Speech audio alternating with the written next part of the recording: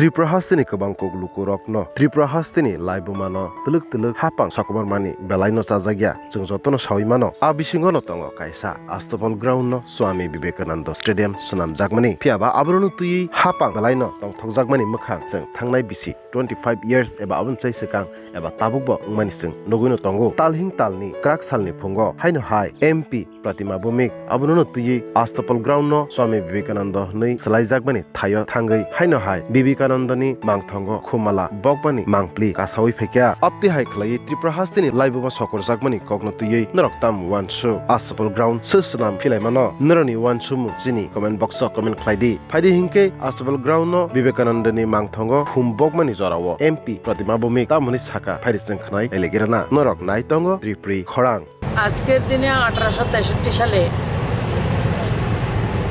স্বামী বিবেকানন্দ যিনি যুবকদের আদর্শ শুধু আমাদের দেশে নয় গোটা পৃথিবীতে যুবকদের তিনি আহ্বান করেছেন এবং ভারতবর্ষকে বলেছেন উঠো জাগো এবং মানব সেবাকে যিনি এবং দেশ সেবাকে যিনি নিজের সেবার কাজে নিজের সেবামূলক কাজে ব্রতী হয়েছিলেন এবং সমাজকে আহ্বান করেছিলেন। আমরা বিভিন্ন সময় দেখেছি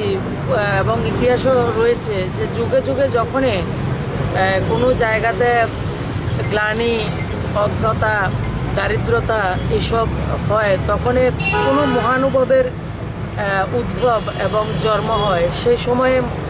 আজকের 1863 সালের আজকের দিনে স্বামী বিবেকানন্দের জন্ম হয়েছিল, যিনি যুব সমাজকে আদর্শ করে আমাদের দেশ মাতৃকার সেবায় আমাদেরকে আহ্বান করেছেন এবং ওনার আদর্শই আমাদের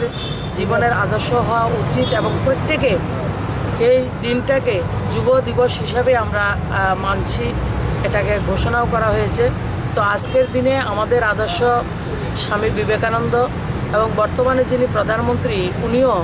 একটা সময় আমরা ভারতবর্ষের জনসংখ্যাকে আমাদের জনবিস্ফোরণ হিসাবে আমরা আখ্যায়িত করেছিলাম এবং আমরা বিস্ফোরণটাই জানতাম, কিন্তু এই প্রধানমন্ত্রী এসে স্বামী বিবেকানন্দের যে বাণীটা স্বামী বিবেকানন্দের যে আদর্শটা যুব সমাজকে দিয়েছিলেন, উনি বলছেন যে ভারতবর্ষের জনসংখ্যা আমার শক্তি এবং ভারতবর্ষের যুবক আমাদের পৃথিবীকে দিশা দেখাতে পারে, ভারতবর্ষকে নতুনভাবে পৃথিবীতে স্থান করে দিতে পারে। তো স্বামী বিবেকানন্দের আদর্শ বাণী এবং ওনার যে জীবন চরিত্র সেটা আমাদের কাছে আদর্শ এবং সেটা পাথেয় করে ভারতবর্ষ এগিয়ে চলছে, আমাদের যুব সমাজ এগিয়ে চলছে। আগামী দিন এই যুব সমাজ যেভাবে জেগে উঠেছে ভারতবর্ষকে শ্রেষ্ঠ ভারতবর্ষকে নির্মাণ করায়, সে যুব সমাজকে আমিও আবার বিনম্রভাবে প্রার্থনা করব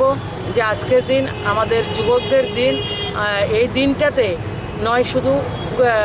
সারা বৎসরে আমরা স্বামী বিবেকানন্দের জীবন দর্শনকে আমাদের জীবনের মধ্যে রপ্ত করে আমরা এগিয়ে যাব